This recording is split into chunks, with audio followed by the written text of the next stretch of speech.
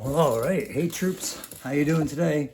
Crusty old crow, Ryan, back, doing a different kind of video. It's not that different, actually, guys. I've done a couple already like this kind of video. It's not, as you read in the title, it's not a figure review. It's still part of my tactical perspective way of doing videos, and it's still a one take. But this is another terrain type video, but it's a different type of terrain. This isn't about Joe headquarters or a Cobra Island or anything like this. I've talked about it and hinted at it in other videos when I was starting to decide if I was gonna finish it or not. But this, guys, I'm doing a Joe Hovercraft, and I was just gonna do a progress video because today I was looking at it and I was like, it's about at that 80-90% mark where it's just me kind of picking out little things to do to add and improve. And it was definitely a learning experience. But guys, this is a scratch build video. This isn't I did it with 3D printing. There was no 3D printer involved. I have a 3D printer, but I have two of them actually, a filament and a resin, but I have never set them up and used them yet. I just don't know what it is. Maybe it's just maybe I'm just deterred by even the process of doing it all, learning something new. I'm that kind of an old dog.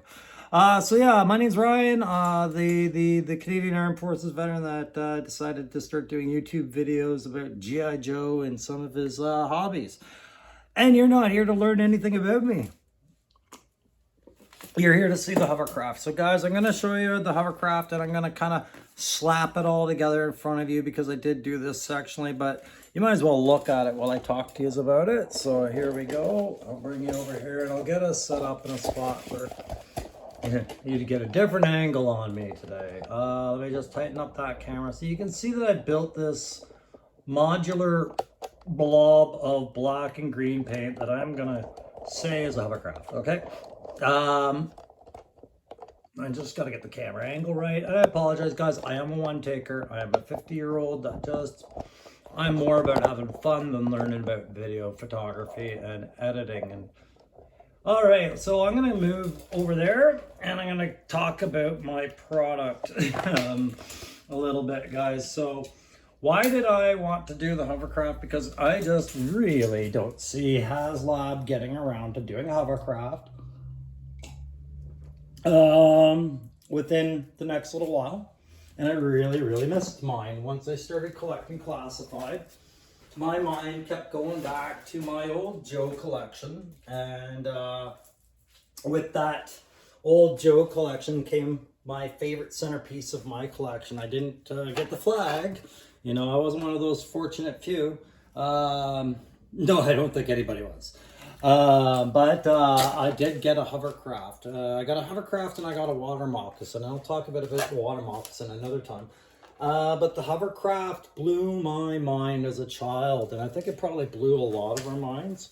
In that, no, I don't think anybody really expected it to be the amazing toy it was at that time. There was so many play features with the GI Joe hovercraft for kids to explore and to exploit, that it easily became probably the toy of the year for sure. If you were to probably look it up for boys, and it was one of the most amazing toys to this day, I think, that GI Joe brought to the table.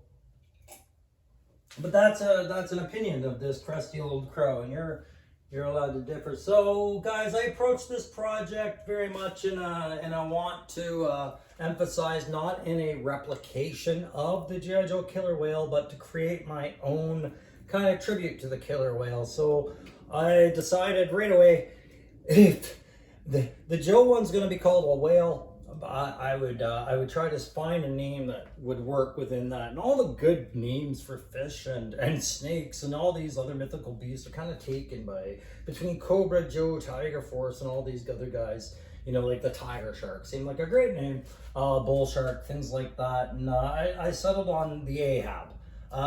Moby Dick, AHAB, he hunts whales. This is a whale hunter. And I made mine a little bit different because, as I emphasize in a lot of my videos, guys, my military experience brought me to learn a lot of different things that aren't always common knowledge to children, to toy builders, to a lot. And Hasbro, God bless them, they do a lot of market research, and we saw that in a lot of the announcements at Hasbro Pulse and what their intent for the line is and why they're keeping it a modernized version of the old things. You know, and I do know that they have a lot of they consult the Naval Reserve for the U.S. Armed Forces for some of their stuff. And, you know, if anybody from Hasbro is watching and you want a Canadian, I have thrown you some resumes. You come get me and I'll come work for you. It's fine. I'll move. Nonetheless, it has learned that some of the stuff we learned as kids is not necessarily practical and very much based in fiction and amusement and how it would look in a cartoon and a comic book. The whale suffers a little bit from that, not much.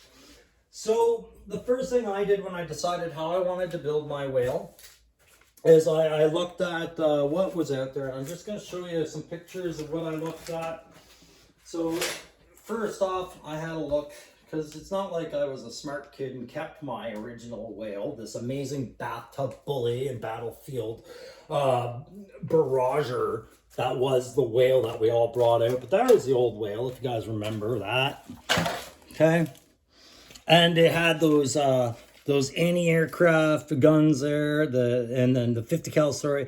And then it had like anti-aircraft missiles, I think it was, some mines. It had a bike, it had a sled, it had troop capacity, and I had to look these up to confirm that I wasn't just seeing it wrong. 105s, matching 105s on that hovercraft, and clearly those are direct fire weapons, and we'll talk about that because, guys, as you know, I am armored. I did 25 years as an armored reconnaissance soldier, but I did get some tank qualification time on that. And one of the biggest jokes we had in my circle of friends was how exactly did the Wales 105s work? Because if you look at them, and I'll call that photo up again, the thing you need to know about big guns like 105s, 120s, like tank weapons entirely, is they pack a real big back recoil action. And you picture a shotgun and you amplify that. If you've ever fired a shotgun, then you understand. If you've never fired a weapon in your life, you just need to know for every action there's an opposite and sometimes equal or greater reaction. And a 105 is one of those things that will have a reaction. So if you notice how that gun is angled up, everything like this, I would imagine the gun would have to come to about back here. It ends here, it pivots here, the barrel, and then you would have this back area for ammo feeding. So the size isn't really lining up. You forgive that as a child, but the reason you need all that back area and what's missing on this is called a recuperator system. So these buffer springs, if you would, that would allow a gun to jolt back under the fire and then settle forward without ripping the gun out the back of the vehicle and shearing every bolt that was attached to it. So having a pair of 105s means you have to have a pair of loaders or have an autoloader. There was a lot of impracticalities with the hovercraft having the pair of 105s in that they weren't represented. You needed troop capacity. You would lose that if you had a pair of 105s. You would not be able to take the troops between them. Trust me, that would be all ammo, autoloader systems, and electronics and targeting. But I digress. We're not. It was a toy. I understand. It was meant to be a big playfield, and I loved it. Everybody did. But I'm just explaining why I left the 105s off mine. Because the big joke in gunnery with tanks was, what happened if we did put a 105 on a hovercraft? I think it would. If this were the hovercraft and this were the 105, I think it would look something like this. Ooh, got him. All right, fire. Boom. Okay, and then you'd lose your hover, right? You lose your position entirely because you're sitting on your air cushion, and what is actually giving you any traction or resistance for that blast? Nothing. So I thought it was a must that I got rid of the 105s on mine. So I replaced my 105s with a different armament, and this thing's not as well armed. So my AHAB works like this, guys. I'm going to just bring the camera close for some of this and show you. All right. So first off, I'll get into the hull. So the hull right here is the first piece I tackled. I did this in 4 sections. I did hull, front, back. So the hull is just simple polystyrene. You know this stuff if you've never done conversion work, if you don't play a lot of tabletop games or anything like this, if that's anybody out there, and I think there's quite a few that know how you do that, but it's polystyrene. It's home insulation. And here in Canada, I got a massive, 6x4 sheet of it for about 20 to 30 bucks, somewhere in there. And that's all I used to build the hull, just nothing but polystyrene. And I actually did like 4 layers of it and stacked them. And then what you're seeing is just, it's stir sticks that I cut. And then MDF board, which is just, you can get that at any dollar store. You can buy big sheets of it at Rona. It's just pressed pulped wood, easy to cut. And then some other little trinkets that I picked up here and there. Dollar store sticks like this. Look at that. And then these are the bags from the oranges and limes and avocados that we all buy. Dollar store string. Like, there's nothing here that cost any real money. So what I did here is, this is going to be the weapons cupola. This is all the interior, and this is the engine mount area. Here I did a little, oh, sorry, I gotta keep the camera the right way up. Sorry, guys. So there's lots of storage room I haven't closed off yet. That's why I'm saying it's not quite done. This is a progress video. That is for the stretcher and things like that. So what I'll do, guys, is I'm just going to find a place to set the camera that you can still see. And then I'm going to build this thing as we go. So that's the hull. I'm just going to flip it around so you can see. It's all put together really by hot glue, spit, hate, sheer intent, some model glue, and then just trial and error, guys. I am not a professional modeler at all, that's clear. But I do enjoy myself. This is therapy for my ADHD, and guys, I know I'm not going to get into a whole lot. This is therapy for some of my PTSD as well. I'm one of those guys. So it is what it is. And the video is just kind of something I throw together because I'm at the age now where I'm still adjusting to not having my boys around. So I like to talk to like-minded people, you know, and my boys clearly I'm talking about I'm missing some of the guys in the army a little bit. It happens. I think we all do it. But that's kind of, I think, where a lot of this comes from, is just me kind of sharing it with some like-minded people because I miss those people. So take it for what it is. So the first part I'm going to go into, before I move on, is the fact that on the hull I did find a little riggings to kind of represent a winch and some headlights that's on there. I've got the raised deck, and this is just this is foam board repainted, layered over, whatnot. So just dollar store foam, guys. That's where I get most of my crap, is the dollar store, right? So that's basically the hull. So this is the cabin. So the driver's compartment, that was the first part I wanted to tackle. I had to have a spot for shipwreck. God, it would be nice if they had a cutter right now, but they didn't. So I decided to build this specifically for shipwreck and torpedo. And that leads me to a question. Feel free to talk about this in the comments if anybody's watching this today. When Hasbro doesn't have the ability, or they're not ready to take on a vehicle for Joe, do you think that should preclude them from making the figure? I'm talking about cutter, I'm talking about Steeler, Deep Six, and let's say Ace. Those guys, when we want to see their figures, it's going to have to come from a HasLab product, and it looks like, and those things tend to be expensive. So do you guys still want to see the figures if you don't get the vehicles, or do you think that they have to really put that effort in to get the vehicles out on the market and justify the figures? I kind of just want the figures. So yeah, so on there, that's fire extinguisher, clearly. I picked that up just from another set I had, and I just made the bracket. I'm doing this to represent a life raft of all things, just a small one, like a 2-person life raft. And then you got a door that doesn't open, because guys, if I got into that, it would have weakened the structure a little bit, I think. Like I said, I'm a novice. I'm not claiming I'm good. I'm just doing it for fun. So there's the other side of the door that I, you know, made clear is not open. Some navigational stuff up here, a little bit of Mod Podge to get that, just kind of looks like the radar going there, and then another optics. The radio, that's just a piece of wire and some leftover bits from all the wood I'd been cutting. And then this is the steering column from a Barbie Corvette of all things. I just re-slapped it around a little bit, moved some gear shifters, and I'm trying to get a better angle on that. So the specifics, okay. And then I did leave it open topped because I wanted to have some options. I do plan on adding some lighting once I get this thing completely done and I get the base done for it, because I'm thinking I'm going to do a scenic base for it, either Arctic or swamp.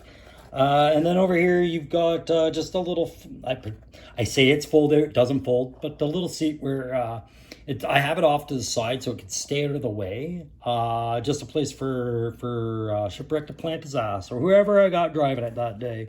On the outside, that's really all you got going on there. So this one I add after I add the middle piece, because it's kind of a retention piece. So I'm going to go right into the middle piece. And before I set it, I'll just kind of get it into position so you can see. I still have quite a few things I got to finish up, guys. Painting, decals, things like that, right?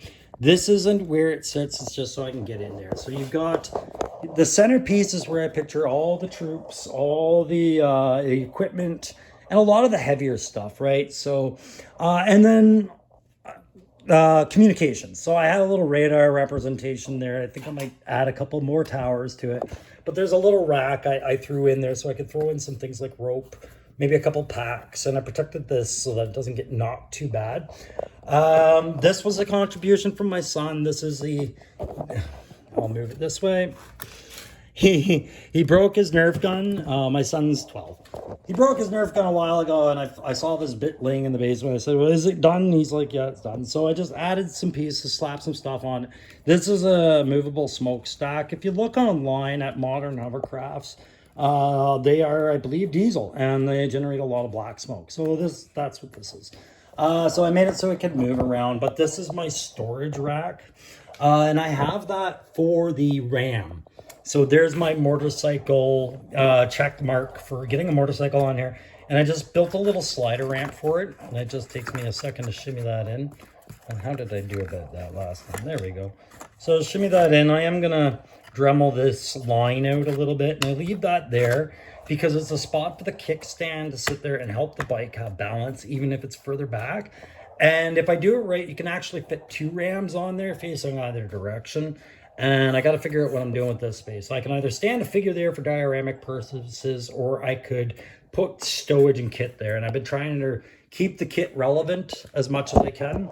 So the way this goes, I'll set it in. I cut in 2 grooves into the base that I wanted this to go in, and then I just kind of built it around itself as a second piece. And so it settles into these grooves as such. And then I line it up over here so that it slides in there. And I'll just I'll carefully flip this around so you can see. And I don't know if you noticed, guys, I don't think I mentioned it, but this board down at the bottom here, that's removable. I plan on putting a battery pack and a light cluster in this. I do have some model railway lights that like plug and play lights that I can do, and I'm going to add a couple.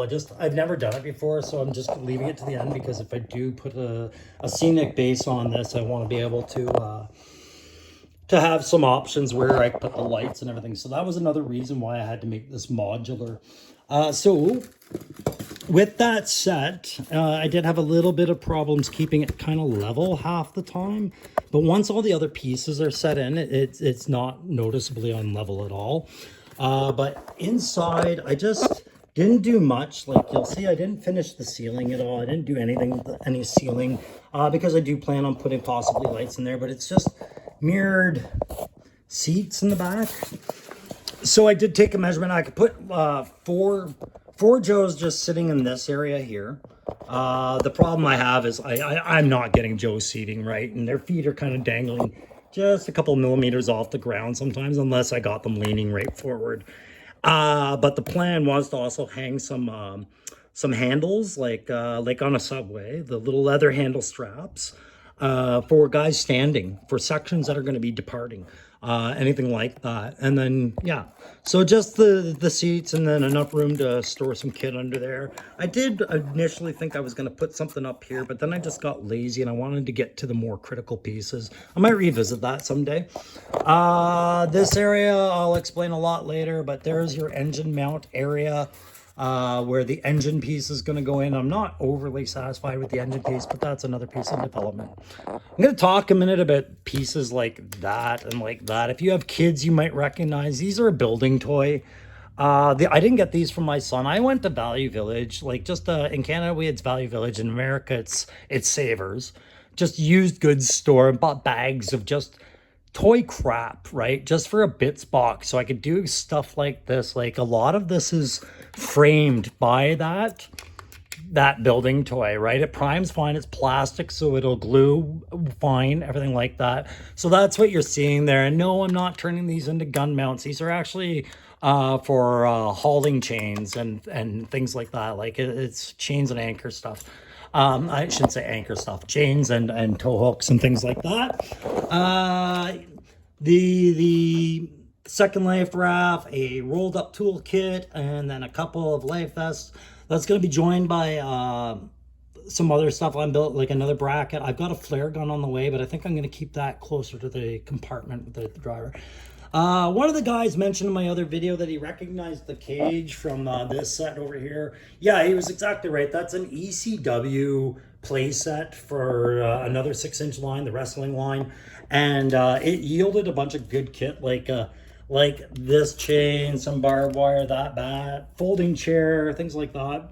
So I found a nice place to tuck that chain, and then I had some modeled bar wire, and then I put some scrim around it, just like we used to put it on our vehicles overseas. Like when we'd roll out in Coyote in Kosovo, sorry, we didn't in the Bisons, because we rolled out as a troop, and we would have to set up hasty defensives, and our wire would be done like that because you don't want this stuff snagging on everything, and especially in a tight passing quarter here where guys are going to be walking, you know, step very narrowly. I don't want them snagging on that, right? So I thought about that. You got the fire axe. That's for a removable fire axe from another line. Nobody can see out this port. I just had it there for decorative purposes. This hatch opens up. I had to lay a bit of felt. I'm not quite done with the trimming where you can see the kind of lines of where I cut the MDF. I'm going to do more stuff like adding scrim, adding other pieces, but yeah, so this opens up, but it only opens up so far.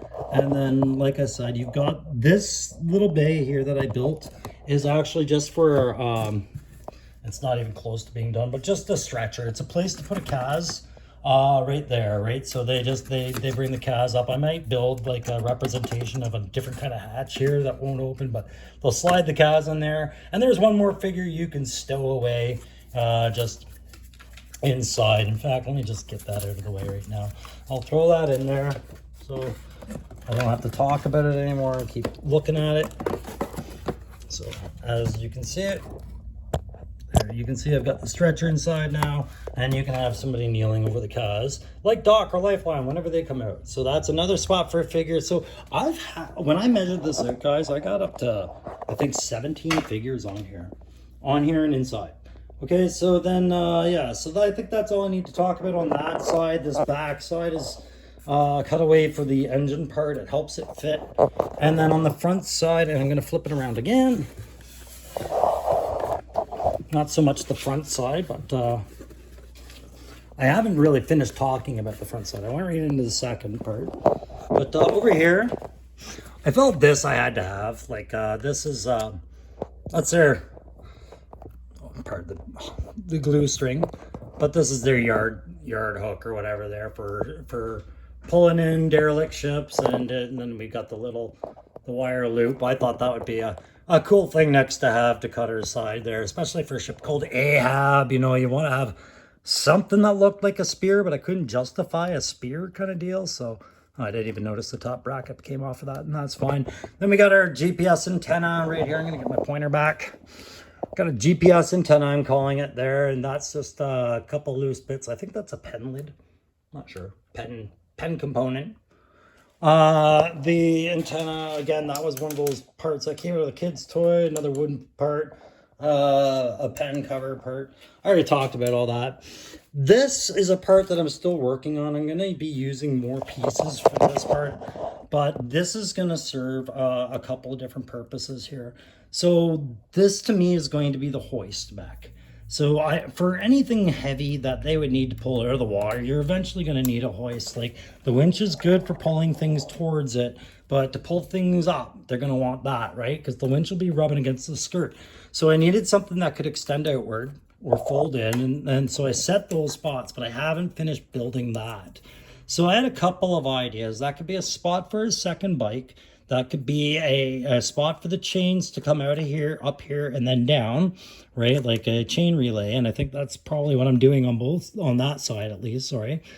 But I also had a torpedo rack in mind for it that I'm kind of working on. But I think the torpedo rack might end up at the rear.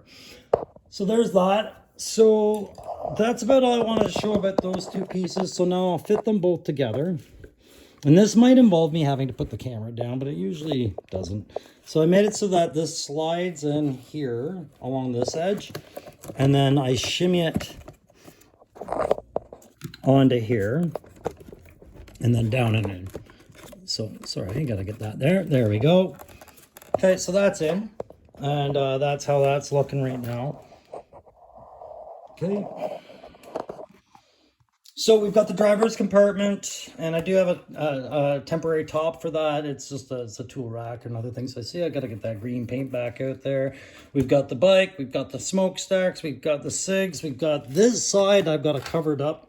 I got to cover it up with something, and I've explained the chains and all that other stuff. So moving on to the back fans, we'll do that. This gobbledygook of a mess was a terror for me to make. I don't necessarily really like the prop blades, but I went all in. And as you can see, there's some areas I haven't painted yet. It's really, when I do this stuff, guys, it's about click and cover. If I don't like it, mask it, and just do what I can with it. So I'm just going to put the camera back on the mount for a bit so I can get doing the setting of that, and then I'll get into some of the other little pieces that have been set for that. So, pardon me, I don't want to click anything too terrible. And then I'll get that.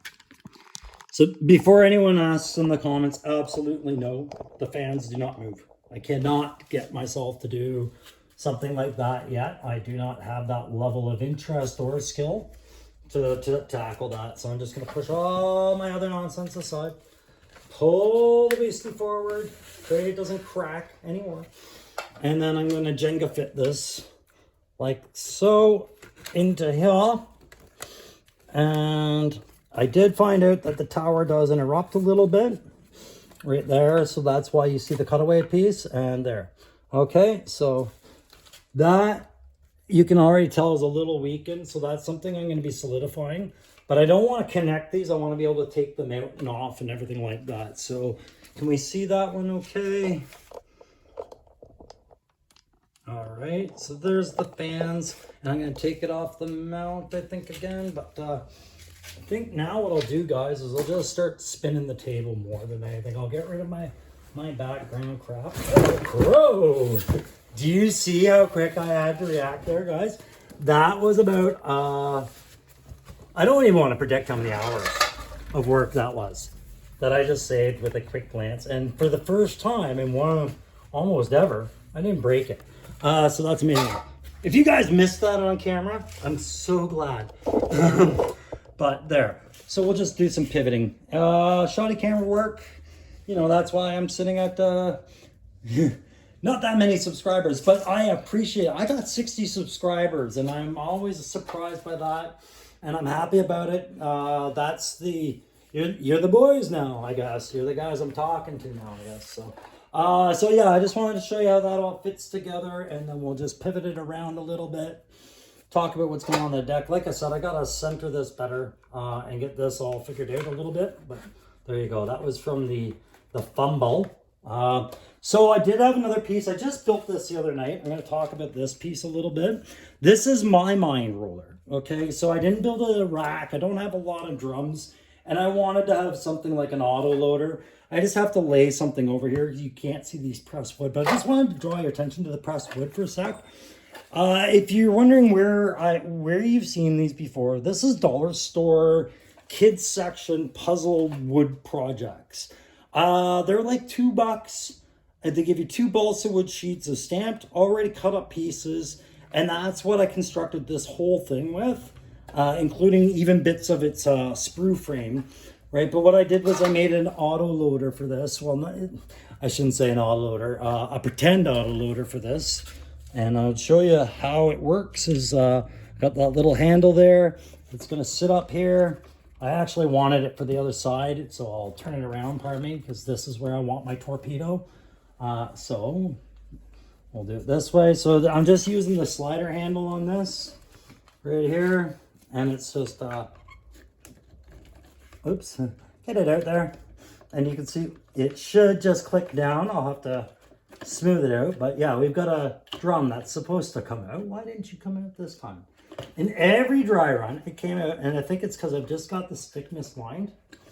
But anyways, you can see the intent, and that's why we're saying these are progress videos, was to have an auto slider system that opens and closes and drops barrels. But my barrel didn't come out, and I'll have to work on that. But I think it's really just a matter of it being wood having too much traction. And so I just kind of need to put a little spring or shock it a bit and smooth this action out a bit more and get it rounded. But you can see where that was going. And I will be putting a railing system on there, but the big thing was I didn't want it to obstruct with the blades. The blades aren't, the blade fan things aren't meant to, I don't want to move them around. I don't want anything really moving around. I'll probably glue these down once I get more details, like better rod systems represented. Then I'll glue them down because I just don't want things moving around. But I could see the idea of wanting them to stay mobile. Yeah. I'm not confident in that. Okay, so I'll flip it back around. How are we looking on the angle here? Am I really messing this up? Yeah, whatever, it's a progress video. Here's what we'll do. We'll go back to one-handing this again. And I'll show you some of the fun stuff. So, well, some more of the fun stuff. I'm going to rebuild this, but this is your ladder that you would drop off the side. I didn't really like it, but it just, I kept it as a reminder to do it. Rebuild that, right? So you can see I've kind of got that a little off kilter, but that's all right. When it's settled, and it settles right, but I can't really get it with one hand per se. So I wanted to show you, I said I had a top rack for the cabin part there.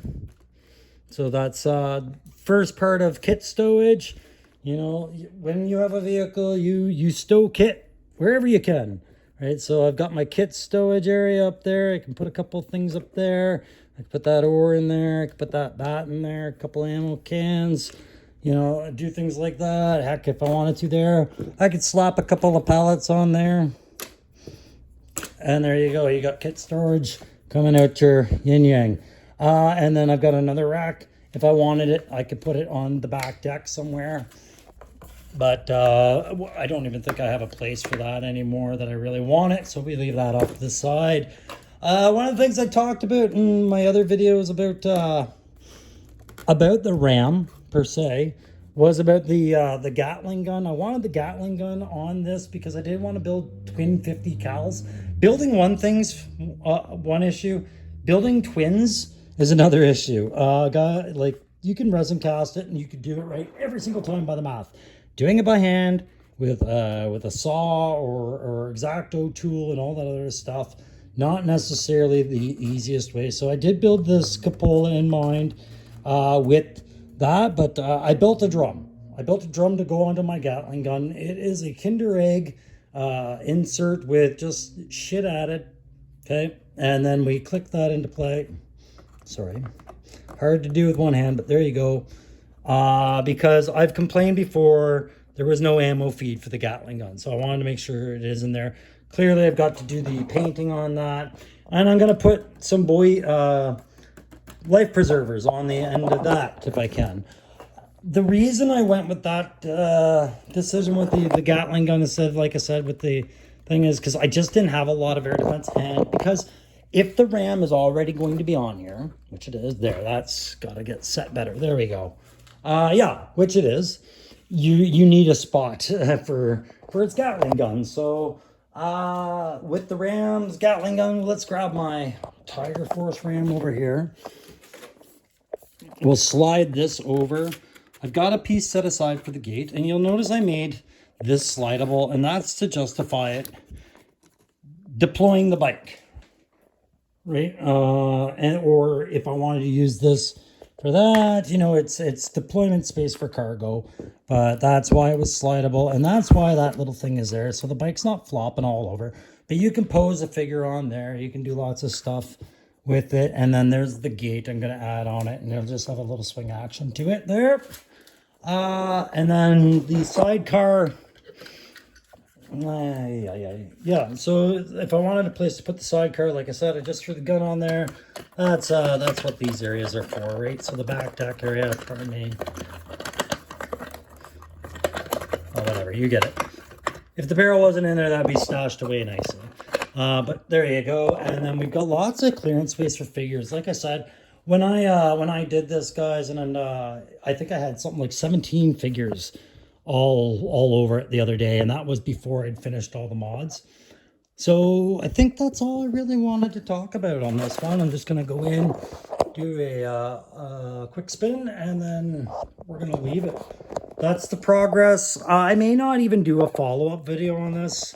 I might if I do anything really extreme.